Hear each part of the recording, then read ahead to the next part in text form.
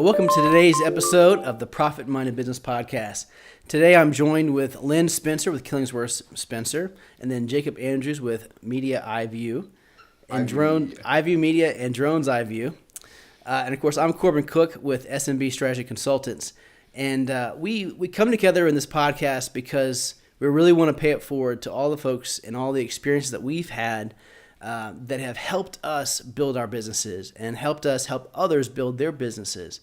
And the reality is that we realize that there's so many conversations that we get to have with one another that help us just learn little bitty nuggets. You know, it's that one little piece of information that helps us get to the next level or protect ourselves from some pitfall that someone else has fallen into.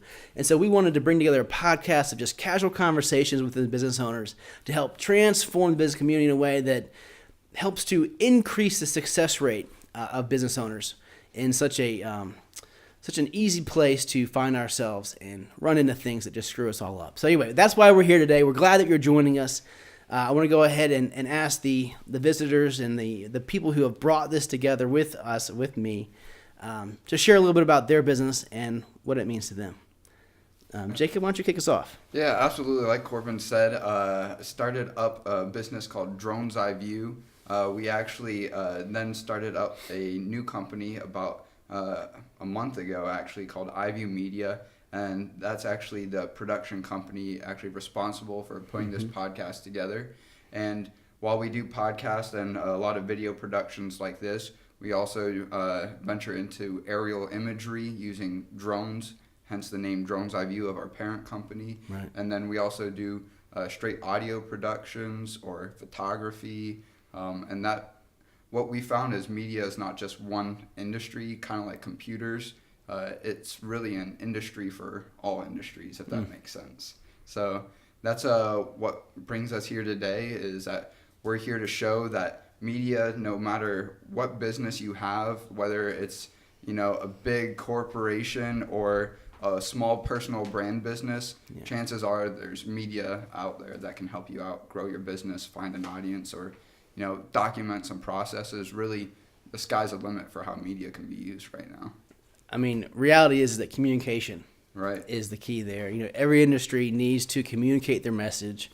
And in today's world, you know, one thing I liked about, you know, teaming up with you in this, what we're doing, is because it's so relevant for people to have video formatting when it comes to communicating that message. You know, and it's just a product of our environment, but we're so geared to watching a video over reading, you know, a page of information. And so I'm glad to hear it. So tell us a little bit about how you got started. Yeah, so about a year and a half, 2 years ago, I was still in school at Middle Tennessee State University, and I had this idea. I wanted to own a drone business. I'd always been interested in aviation.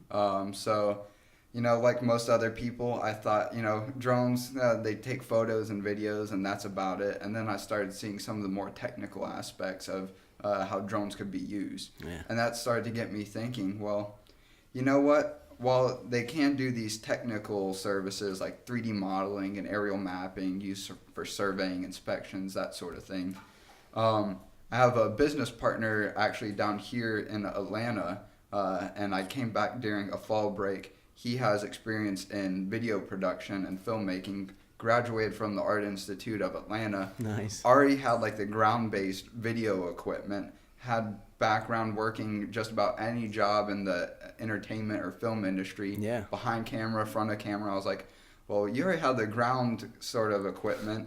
I have the aerial equipment. Right now, even though my kind of idea is to do like more the technical based side of things, we can really integrate the two and have an all-in-one shop for both creative and technical media, which is something that not a whole lot of people are doing right now. So I saw a lot of opportunity to bring those two aspects of our business together. And slowly but surely, we just started growing, doing portfolio work for family, friends. Starting out of school, you know, you don't really have a lot of contacts, but we actually got our first job doing a video tour, both using our drones and our ground equipment for a $1.75 million listing from a realtor that we got connected to from my university professor in charge of the unmanned aircraft systems program. Oh, wow.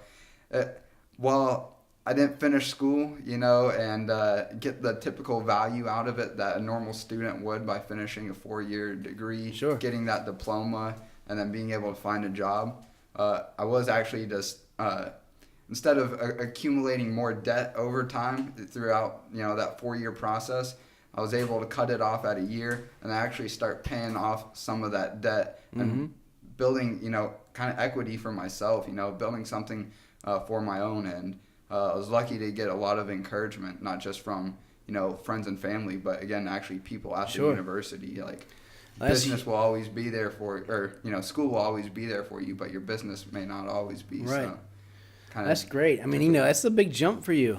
I want to back up a little bit because you said something that I'm not sure if the listeners are going to understand, and even I could use some clarity. Talk to me about what is technical media? Like, what do you mean by the technical side of what you're doing? So, most people, when they think of media, they think of photography or videos. Now virtual reality is starting to come out, and that's also being used creatively. But we found, like with drones, there's a process called photogrammetry, which is been used in surveying and 3D modeling for like actually creating video game worlds. Sure. You actually basically map out an area by taking a series of photographs and then using some computer software. You could stitch all those together and create virtual representations of real life places. So create 3D models or renderings. So like Google Earth, Right. You zoom in, you can drive down the street. I mean, it's so cool to be able to go somewhere and literally walk down the street using Google Earth. And that's exactly photogrammetry. If you've ever seen the 3D models on Google Earth, that's all just by stitching a bunch of satellite photos together. Okay. And then they're able to create those 3D models. Yeah, that's amazing. And then from that, you can actually measure those 3D models at a 1-to-1 scale. So you can get precision measurements just using photographs, essentially. I mean, there's obviously more to that through stitching them and taking the measurements on the computer. So in your business, how are you applying that? So right now, we actually partnered with another company called MSI Positioning Systems. And the owner of that company, Robert Martin, he is a lifelong professional. He's been surveying since he was like 14, 15, and he's I don't know his exact age, but he's in his 60s now. So one of the world-renowned experts for GPS, been contracted by the Army to do surveys for them, help them with GPS systems. Really just a world-renowned expert in GPS and surveying. And we were lucky enough to cross paths. He saw what we were doing with drone mapping, and after a test of being able to tie in our drone map, which is basically just a series of photos stitched together, similar to like the 2D version of Google Earth, right? Okay. And we were able to tie in the coordinates taken from our drone, because every drone has GPS built into it, and apply those to local state plane coordinates, which is technical, right? For most people, they won't probably get that. But that's something used for surveys where there's a global GPS coordinate system that's used for your smartphones for navigation, but that's only accurate to 25, 30 feet on average. Where if you're trying to measure where a pipeline is next to the side of the road, you need to use local coordinate systems that local municipalities like the city of Atlanta or Forsyth County, they establish their own local coordinate systems, and we were able to tie some of those coordinates that were already set using traditional surveying methods into our drone map to just make the surveying process more efficient. All right, so what good is that? Like when you do it, who is your customer with that? So right now, we have just been doing a series of tests up until this point, because a lot of surveyors, they're old school. Oh no, that's new technology, that can't help us. So what we're looking to do with our new company, AMAX, that Robert and I formed together, we're actually selling the drone, the software, and the training. So surveyors, property development professionals, anyone involved in managing or developing a property really can buy a turnkey system to have a drone, have the software, and have the training to produce the 3D models to get the measurements they need, to get a visualization of the property over time if need be, or really to generate like contour lines, if you're familiar with those, to show the elevation over a plot of property. Okay, so okay, I mean that's technical. I asked you what technical meant. Okay, so then you're creating a whole other company that's just designed to provide this turnkey package, almost like a franchise of sorts, where people buy it and then they have access to the training, which would be through you guys, right, to utilize it for surveying. So this is the future of surveying? Yes, absolutely. And right now, I mean, we're in the Wild West of aviation with drone technology. Yeah. And so... Yeah. And, as advanced as people think drones are right now, soon you're not even going to need the traditional surveying equipment. Right now, the drones are really being used as supplemental tools to the existing total stations or surveying equipment used on the ground.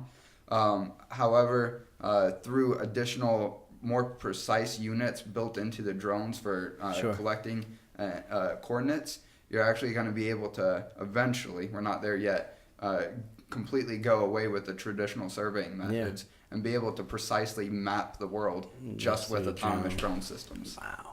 All right. Well, so cutting edge stuff, man. Yeah. I really think almost like satellites right now, that has a global positioning system by referencing multiple satellites. The same thing's just going to happen with drones, I think. Wow. Well, it makes total sense when you say that. It just kind of a no-brainer trend there. Well, so tell us a little bit. You started the business. You went ahead and left college early because you saw the opportunity. You have definitely taken the bull by the horns here. You're not afraid to see an opportunity and put a business behind it.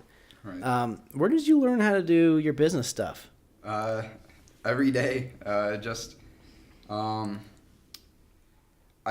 Luckily I did have like a lot of experience. Like looking back, I never really thought of it as experience that would actually help me later in life. But I mean, starting at the age of 5, I was going up to Ohio during the summers where we have family that's been involved in a corn farm operation. Used to be a lot bigger and would sell like directly to like Publix down in Florida. And by the time I got involved, they're just small, local, and do deliveries to local grocery chains up there. Giant Eagle, if anyone's familiar with that chain. It's like the Piggly Wigglies around here? They're actually more like a Kroger.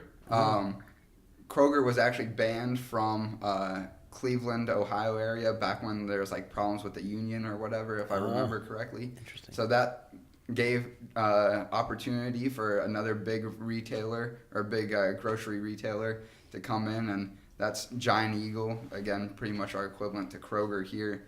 And I would do deliveries and like interact with grocery store owners, and on the more sales side, I would actually sell corn bags, like quarter dozen, half dozen, and full dozen bags of corn at main stands set up all around like the little metropolitan Cleveland area, learning how to count back change, which is still something that, you kind of see today. You go to a cashier and they're having to look up at the register because you can't count back change. And that's something I've always just kind of taken for granted as something I've been able to do since I've been 5. But beyond like kind of that exposure to just like sales,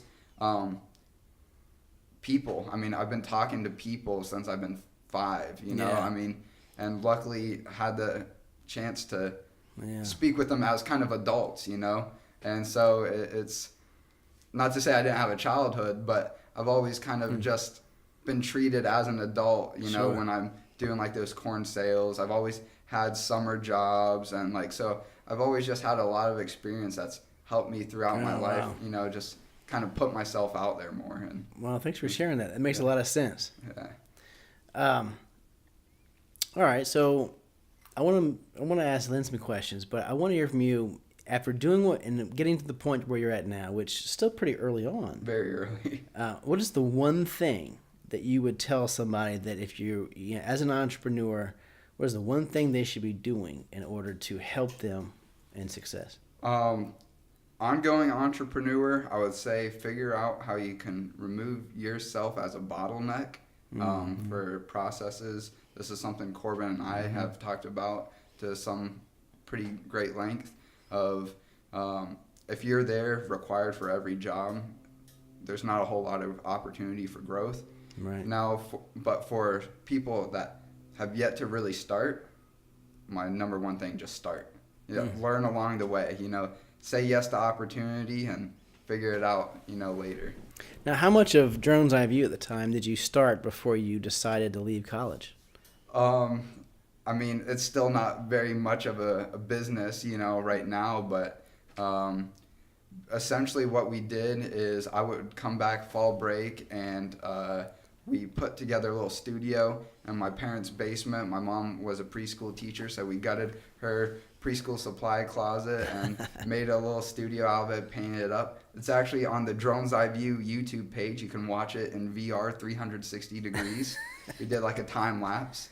And then slowly but surely, every time I was back, we would just go out and do a video of, our family friend's house or, whatever, just to learn how to better use our equipment and figure out processes. And we weren't thinking about it like that at the time. We're like, we just need to get out there and do something, show people that we do know how to use this equipment, that we have some sort of portfolio, and that just kind of led to, referrals and so business. It's something that you started, even though maybe you didn't have like that business plan mapped out and all the dots, dotted and all the T's crossed. You were still doing things that were actively positioning yourself for what, really became a true launch for you. And that, I think, really helped. And, it's not the most efficient way to just go out there and do this, throw the spaghetti at the wall and see what sticks method. But, again, just for starting out, I mean, it at least helped me see what opportunities there are out there, Again, you just think drones or even regular cameras that take photo and video for, real estate photography or whatever, and then you start to figure, oh, wow, we could do corporate events, we could do podcasts, we could do music videos, we could do, anything and everything as long as we put our mind to it and build like a business around it. Yeah, it's funny too. It's like having just a normal corporate video or just an straight, face forward video is great. I mean, it's fine. But when you add that drone mapping where the drone comes in, you see the event from an aerial perspective, like something about that. Right. It just elevates the whole production of it. It really does. It's something that, to be honest, it's not something that anyone can't do, right? But that's where we look to position our business as. We're never going to be the biggest media company. Again, if we're on every job, we're staffing everyone in-house and having to, put those costs onto our customer by having a huge staff. So we've actually kind of taken a share economy approach where, the Ubers and the Tinders and all these online platforms are able to connect people that provide value to one another. So in our case, it's providing the people that have the camera equipment, have the drones with the licensing, and have the relevant experience to help out business owners or individuals capture whatever they need captured. And it just varies depending on the client and their industry that they're in. Yeah. That's great. Well, I appreciate you sharing that story about how you got started. Absolutely. I didn't know that about you, and that it makes a lot of sense where you got it. Lynn, talk to us a little bit about Killingsworth Spencer and how you fell into what you're doing now, and what are some of the pitfalls that you see in business. And not only that, but what are some of the things that you've seen that have helped the success of Killingsworth Spencer over the last couple of years? Well, where do I begin? I'm thinking with it. My story is quite a bit different than Jacob's. Janet Killingsworth started Killingsworth CPA back in 2001, and that was after many years of being a CPA and partner in other firms, and she's been a CPA since 1985. I joined her in 2015, and my beginning with her is I was just looking for an admin job, and she saw that I had some old accounting experience, and I had an accounting degree. And I said, no, I just stayed home for the past 17 years and took care of children and a family and a household. I don't do accounting anymore. So we parted ways because she wanted me to be an accountant. And she called me a month later and asked if I would be interested in being an admin. And I was like, yes, I want to take care of you. And that because that's been my training for so long. And just from that point on, just quickly, she and I were just quite a team together because Janet is a guru in tax, and I am good at holding things together and making things run. And so I allowed her to do what she does best and meanwhile run her company. So I didn't start at a right young age of 5, but my story really began with, possibly my degree, but also just being at home, homeschooling my kids. I was home for 17 years, and then taking care of the family and the home, and using that experience to take care of a business. That's great. What do you think, when you say you take care of the kids and now you're taking care of the business? I mean, I definitely hear that, but what skills do you find really allow you to do that? Like, what is it from, be more specific, from raising the family to running the business? In my case, probably a combination of a few factors. One would be logistics. Mm-hmm. When you have a family and you have a household to run and bills to pay and different people having to be in different places at different times, and then, also with the homeschooling and having to meet those deadlines, just knowing how to put that all together. And then probably with my background in accounting, being very good in the CFO type role of handling money, making sure, always budgeting out and forecasting and knowing when things are due. And I just always make those deadlines. I don't stop. Well, it's funny, a lot of folks would say that a stay-at-home mom or a family caretaker like that wouldn't necessarily translate into business, but when you put it like that, it's like, of course. I mean, oftentimes running a family is twice as hard as running sometimes a business.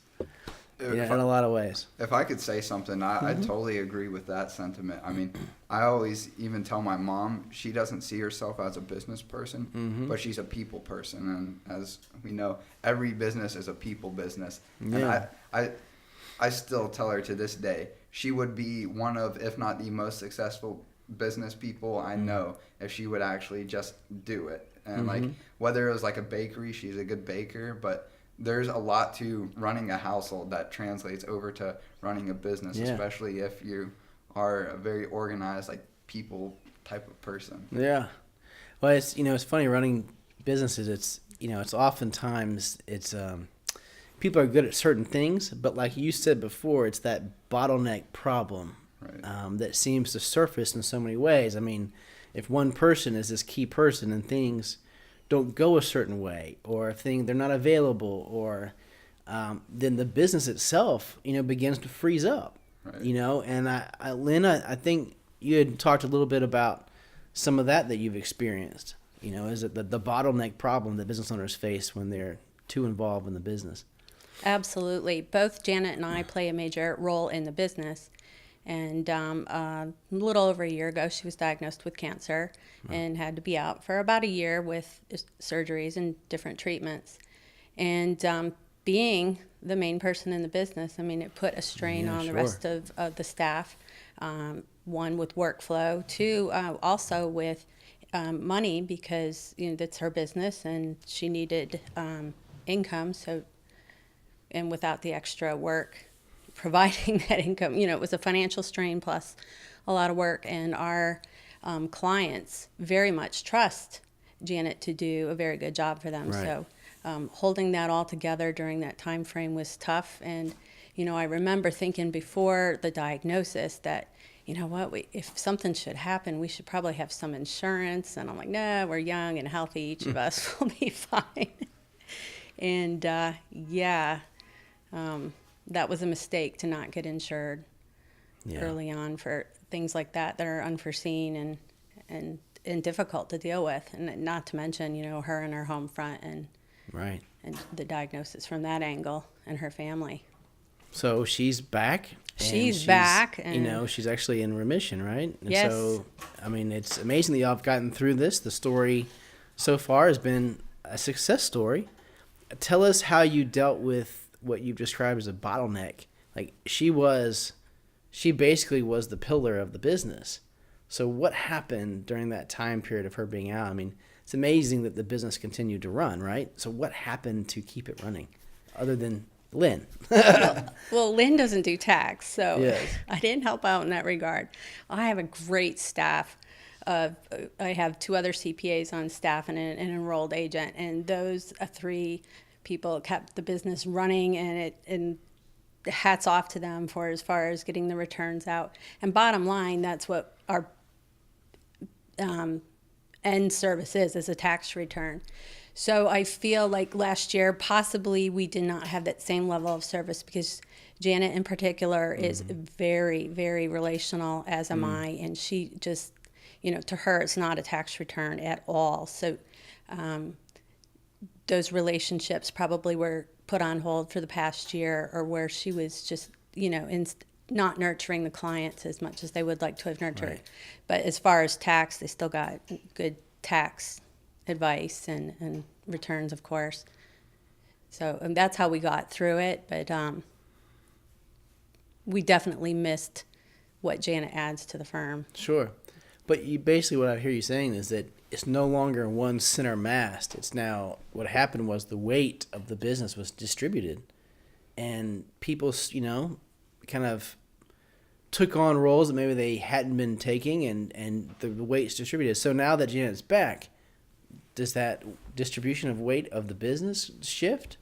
Or do you find that now it's a better business because of it? I think both. There's probably been a little... everybody has absolutely had to grow personally, so the silver Sure. lining is what the personal growth that each of us has had because of it. And probably a little bit shift toward, leaning on Janet, but also at the same time that growth would be learning how to deal without Janet. Sure. Even though certainly we're very, very glad to have her back, and I wouldn't want to do this without her. Well, so you mentioned before that you got the diagnosis, that you had thoughts of like, well, what should we do in order to create a succession plan, essentially? Like if something happens, and you and I briefly talked a little bit about it before the podcast, but, so now that she's back and she's gone through something like this, she's probably uninsurable. What have you had conversations, or is this a concern of yours now? It is a concern of mine, and I know that obviously that could happen to me or anybody else on staff. So as I sit here and talk, I'm feeling bad because I still haven't put all the pieces of that puzzle together yet, but I know that I'm going to want to go out and get insurance and that safety net for my family and the business. And then, talk to Janet about the options and talk to people who can help us in that field. What can we do if God forbid, she had a relapse? And these are, I think, items that need to be addressed by every business owner, especially if you're a small business and the company relies on you as the main product or service. Sure. Yeah, one of the things in using the cash flow process of Profit First, we designate very specific accounts, and we look for ways to bring profit into every transaction. I think, we talked a little bit about how one of the solutions for any business owner is, not only to look into the insurances that make it very affordable, but to, when someone is uninsurable, to actually set aside a separate account where we begin to put money away specific for a what-if event. And it just becomes that vault-like account that isn't touched, but it's there for those things. Now, of course, insurance premiums are cheaper than having to put significant sums away. But either way, like you said, it's one of those things that business owners should be planning for. It's tough, but a pitfall nonetheless. And probably do it before catastrophe strikes. Yeah, well, it's a lot less expensive to the business if you do it before something happens. After something happens, it just becomes a, something that just has to be put aside. But it's so expensive. I mean, if you're trying to put away, you can imagine trying to replace somebody's salary. You can have disability insurance that covers it and then allows the business, the cash flow, to continue to run and even hire somebody to replace them, which usually is just a premium. But if you have to set aside, $80,000 a year in order to fund somebody's, exit strategy, it's a lot more expensive.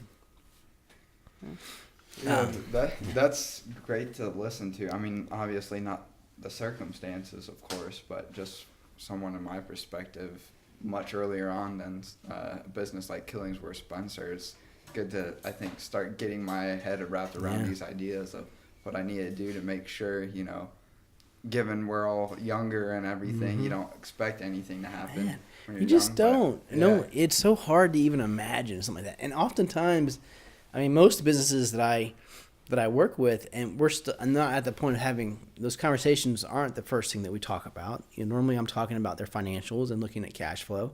But the reality is that, if you're a business owner who has access, is the only one with the passwords to the bank account, the only one with, access to certain systems or accounts, and all of a sudden it's like they're not there.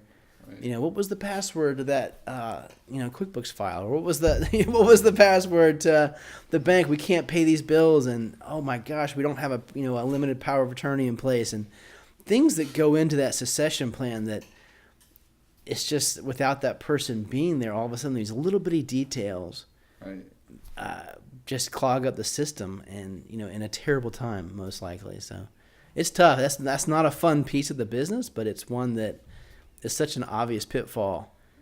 When it happens, you're kind of like, oh, we knew that was possible, but it'll ruin a business. And when you have employees, it's even worse, because now it's not just your clients that get disappointed or hurt, but it's like the employees aren't getting their checks and things aren't happening right.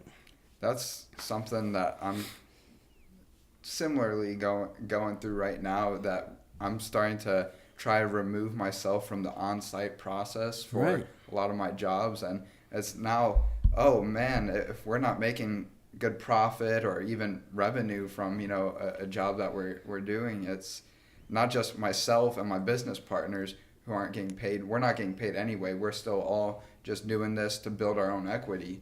Mm-hmm. But we have operators that we need to take care of, and if we don't have enough in the bank after they do a job for us, that's not fair to them. So there's obviously a lot more, even though it's good to get yourself out of the process, as the bottleneck of the process, but there's a lot more to it than, just removing yourself and say, all right, I got it all taken care of. My business is growing. It's right.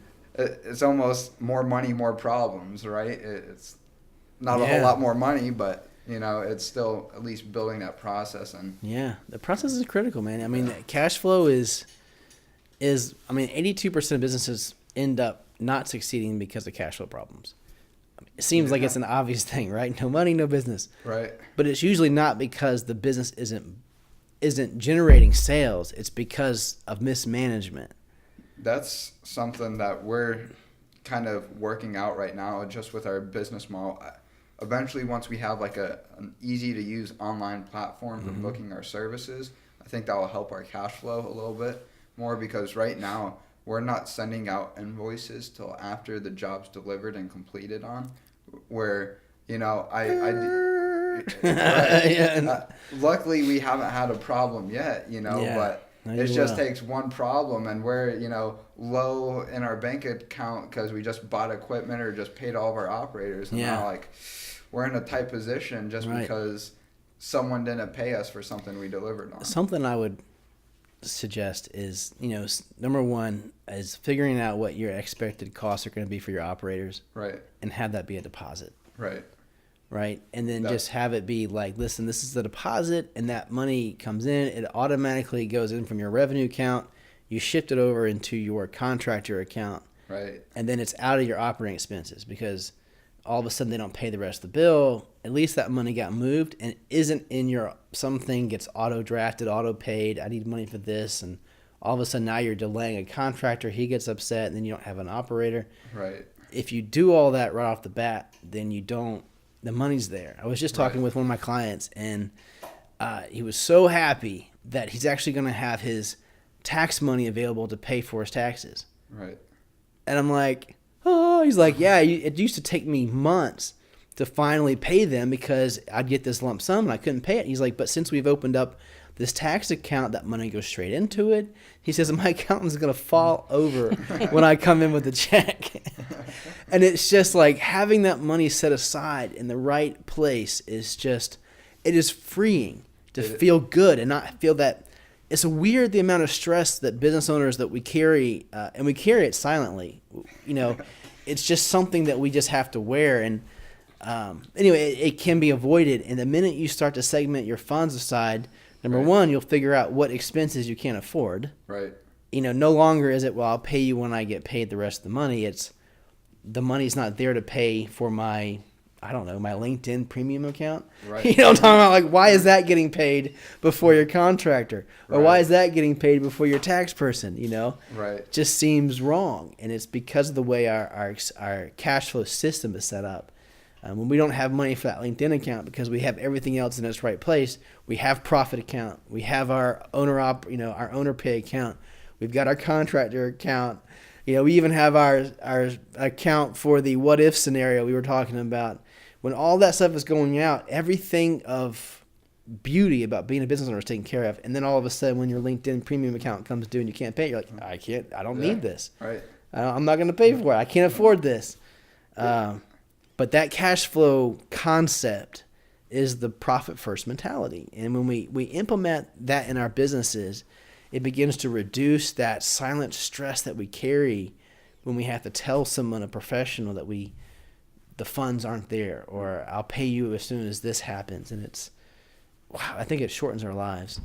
I would agree with you on that one. And it's something that, you know, we've started to realize, and we have actually taken the first step of opening up another account that we are paying our operators specifically out of that one, but still we're working on switching over our invoice system to now what we did just for our last job here this Tuesday. We did a video production for Dave's Creek Elementary, and we brought out a few camera operators, set up them on tripods, and record the show. And then we take that all down, edit it, produce it, and then deliver it back to the parents for their purchase. That's great. And so originally, we've done these shows for Dave's Creek before. We've done some for other high schools and other schools before. And we've always waited till after we finish editing before we ask for payment. We have order forms ahead of time just to kind of see the general interest. But still, we pay our operators as soon as, you know, they're done their part. And we just, for this Dave's Creek elementary school show, still not ideal, but we started collecting payment after we showed up to film. So we didn't request payment like before we filmed. We filmed, requested payment, paid the operators, and now all we have to do is deliver. I mean, that's great. Right. And it is, I mean, you know, saying it like that, I realize it's not always as easy as just, get a deposit up front, problem solved. But the idea is that we need to have a way to make that more efficient. And what you just described was a way that you decided to make it better than maybe a situation that may have happened before where you didn't.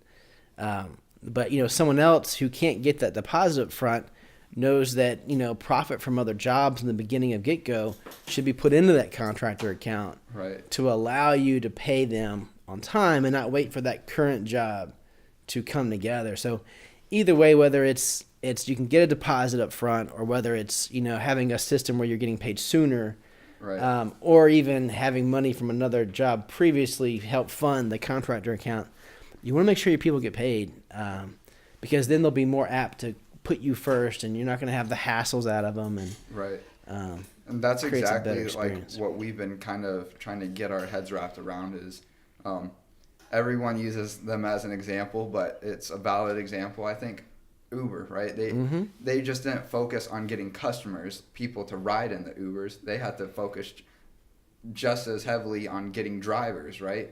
And so you probably saw like all those sign up with Uber and we'll give you $250 sign-on bonus or whatever. Well, we're not in a position to be able to offer something like that. Right. We do need to make sure, like, we want our operators to work with us, you know, and that's paying them on time, treating them with respect, just like we do our customers. Yeah. It's, you know, you hear especially like the big companies, they're also customer focused, but like then they treat their employees like dirt. It's like, I don't think that's any way to run a business either. No. I mean, it works for Amazon, right? But how long is that going to last until a new player emerges and, hey, I want to go somewhere where they're still working on something great, but I'm actually going to be treated with respect.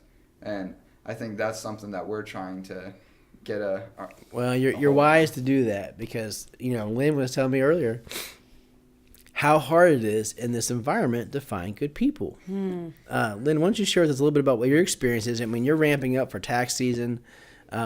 You're probably looking to try to bring on some folks to help out. I mean, tell me a little bit about what you've been going through. Excuse me. Shockingly, throughout, you know, all of last year's trials and tribulations, we've continued to grow and bring on more clients. And with that means more hours from the staff. And I feel that we're at a point, and I have felt for some time that we've been at a point that we want to bring on extra staff so that nobody is overworked, because we certainly don't want to overwork the staff. And we have been interviewing for over a year, and there's just not a lot out there. Wow. Unemployment is so low, and that's so great. And, you know, we hear on the news, you know, bragging about unemployment, but it actually is tough for a small business owner because that pool is so low, and the few really good people out there, they want a lot, or, you know, they just haven't come across our plate. So it makes staffing difficult, because we don't want just somebody who can prepare a tax return. We want somebody that shares the same ideals as Janet and me. We want somebody who is very focused on the whole client, their business, their personal goals, the personality and the relationships, and all of that. And so just a number cruncher is not going to cut it for us. Wow. Well, okay. Well, that's no good. So then what do we do in that environment? How do we attract good talent? I think you touched on it. You treat them a certain way. Right. So something that, I mean, we have a struggle, you know, not necessarily finding people as much as our problem is more so on just having enough volume to, you know, constantly keeping our operators busy. So again, as much as it is, you know, treating the operators with respect, we need to give them clients so they actually have paying work to do. And I think that's something that, you know, will attract people if they know, hey, I'm actually going to be getting paid. There's a path for me to grow. I think that's very important. But yeah, one thing that I kind of look out for, obviously there's a minimum as far as like the skill or, you know, level of ineptitude or whatever that you want to look for. But I'm more so less worried about like the skills that they already have, because like you can teach people new skills. Similar to what Lynn says, like you want someone that goes beyond just the number crunching in her situation. You want someone that cares and like is going to show up on time and, you know, treat themselves with respect, and in turn treat your business with respect, right? It's a two-way street. You don't want someone working for you that doesn't care about your business, your brand, and, you know, is just going to talk crap about the business or the business owner behind its back. I'm always looking for positive people. And there's no set definition of a positive person, but you can just kind of tell with talking to someone if they're always bringing up the doom and gloom, the problems with the world, or oh, look at all the possibilities, the opportunity. This is what we can do, and that's personally like what I look for more so than the person that already has all the skills right from the get-go. Right. You know, I like to think about that as one of the factors that has brought the three of us together. Absolutely. Our three companies, SMB Strategy Consultants, Drones iVue, and Lynn Spencer. Yeah. and we were all very focused on our clients and just being happy in people and enjoying life at the same time. And I think we all enjoy giving to our clients, and hence profit-minded business. And we haven't really talked how we've come together, and nor Corbin, and we talked about SMB strategy consultants. So before we tie our three businesses together, tell us about SMB. Yeah. Well, SMB strategy consultants really came out of the passion to help the small business owner be successful, and it's kind of broad like that. But as I started to do my research, and I've spent over 12 years working with business owners and individuals when it comes to personal wealth management, and I kept running into the same problem: is that when you're working with a business owner and you develop a financial plan, the issue when you start to understand the numbers is that the Small Business Administration tells us that there's a very small percentage of small businesses that survive the 5 and 10 year mark. And so I started to really think through what that meant to me, and I realized that I had probably like a 75% failure rate built into my financial plan. I mean, like there was really, even if they get to 5 years, it's like a 50% chance. But 10 years, you're easily, the struggle to make a business work for that long is hard. And it goes back to when I started to really research and understand the problem and talk to other business consultants and talk to other people who work with business owners. It's all around cash flow. It's all around understanding their financials and not realizing that by taking on, debt right now, how that was going to impact their ability to run their business later. And, hiring good people and, baking good pies, but at the same time, not neglecting the front end of the sales. And it's just amazing all of the things that go into making a business successful. And it started to really almost upset me that the small business owner has to struggle so silently with all these things. Family sacrifice, having to make decisions that they don't understand, but having to be forced into them. Little tidbits that you learn after the fact. Oh, what if I'd only known that? Something would have been different. Right. And I hear that all the time. And that's why I asked you, what is the one thing that you think someone should know going into being an entrepreneur?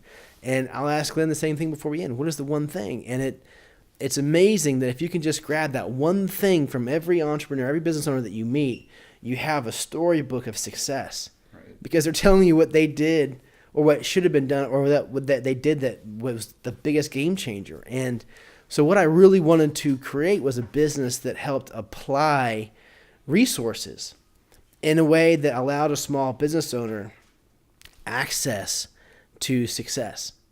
And because, if you think about it, small business owners are I call them the heroes of our economy. They are the small business, they are the engine of jobs. They are the ones that innovate. They're the ones that brought us Uber. They're the ones that bring us things that, while, society changes and it changes how retail is done when you find an Amazon, but it's like, these are things, Netflix. I remember, hearing about how Blockbuster, leading up to the entrance of Netflix, was very happy with their business model because they felt like the consumer enjoyed going into their store and just happening to run into their neighbor and having a conversation. And then Netflix shows up, and what they found out was the consumer actually just wanted to hit a button and watch a movie. And it's like these little things that happen and change. Yeah, if I can add to that, just one thing that has really stuck out to me is convenience just about trumps all. If you can make it convenient to do business with you, like Netflix versus Blockbuster, right? People want to stay in their homes, more so than ever. Same reason why like DoorDash, Uber Eats, Grubhub, like all these places are so popular. It's not that people don't know how to drive and go pick up their food or they want it delivered to them. It's convenient, right? And that's two things, I guess, if I had to say. Make it convenient to do business with you, and that's something I'm still struggling with a whole lot right now. Well, it just goes back. There's just so many ways in a business that that if these conversations were happening on a regular basis, then they would learn the little things. Right. They would learn from a Blockbuster mistake. They would learn from, what Amazon is doing differently. What is Uber doing differently? How do they get started? How did Drones iVue come out of college into this business? How did, Killingsworth Spencer get through a time of sickness and development and hardship in a business? It's like, and that's what this podcast is about. Right. It's about bringing those stories together in a way that helps the small business community and helps them get past those little things, that one thing that made a difference. And not every one of our podcasts is going to resonate with every business owner, but when it does, it's going to change the game. Right. And so I built SMB with that passion behind it that y'all resonated, as we started talking. But I learned that the biggest struggle with business owners, it's hiring, it's finding business, it's sales, but it was always about cash flow. And if you could simplify the cash flow process for business owners and help them understand how to use that financial information to improve on things, to find the hidden silent killers of their business valuation, to figure out how to just understand the P&L. What is this like? And why when it says I have a profit or I don't have a profit, do I have money or not have money in my pocket?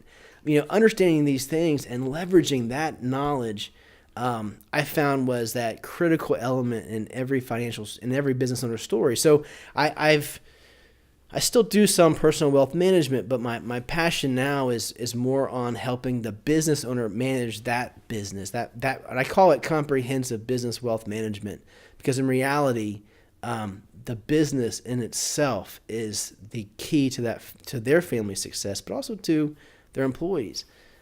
So I focus more on cash flow management. I'm a fractional CFO, and the nice thing about that fractional CFO thing is if you were to hire a full-time CFO, you're going to spend somewhere between $775,000 to $175,000 for that person. So small business owners can't afford that, and nor do they need somebody typically full-time.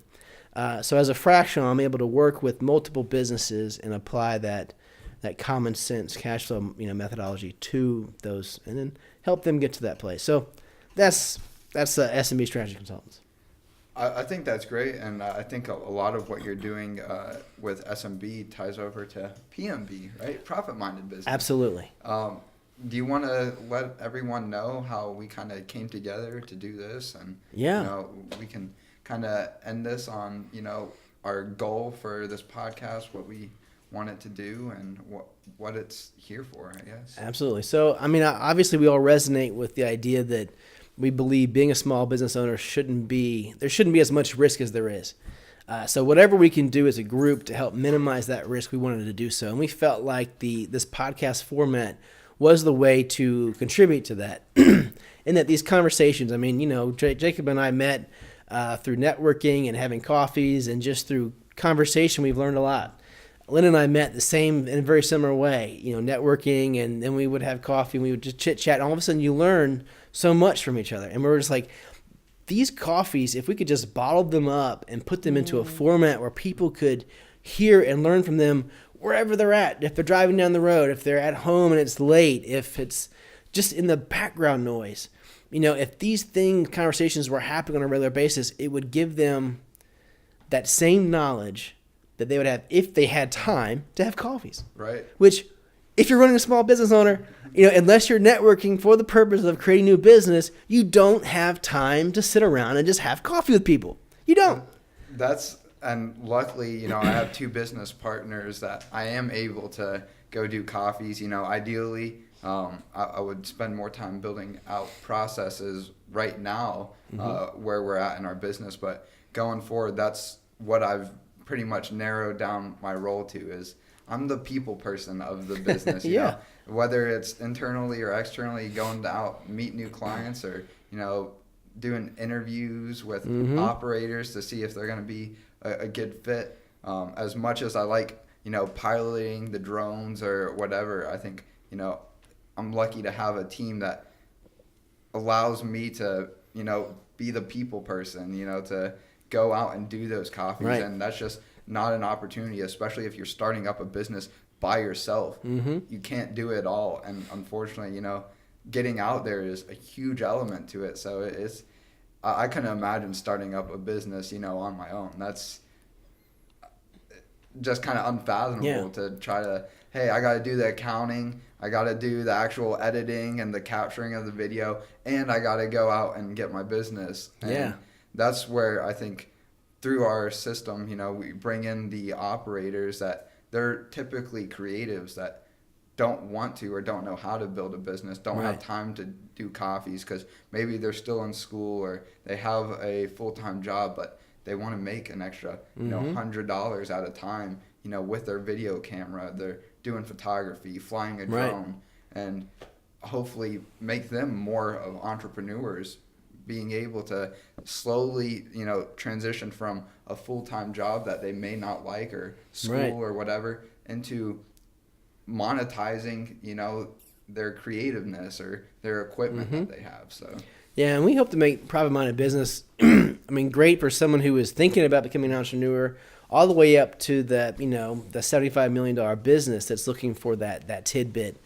And our goal with it is to blend that mix of conversations, but also to develop a website and a web asset that allows us to put some of these ideas and those one things. What is the one thing, into a format where people can read it, and find it, or even in a follow-up video of some kind.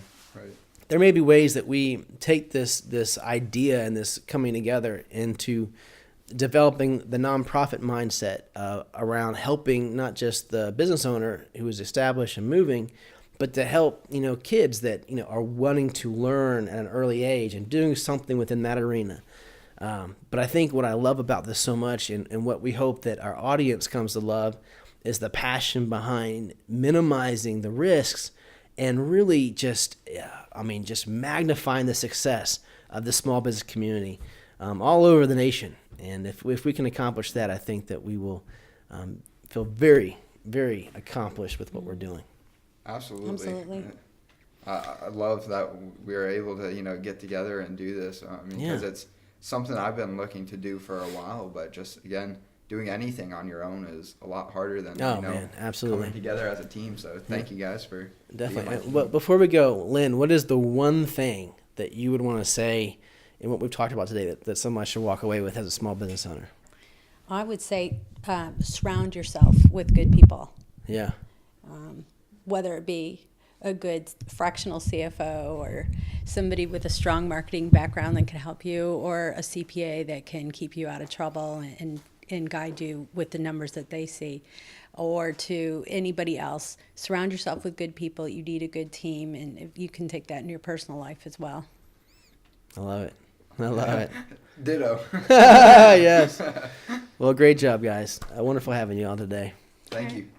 And thank you, Edwin. Thank you.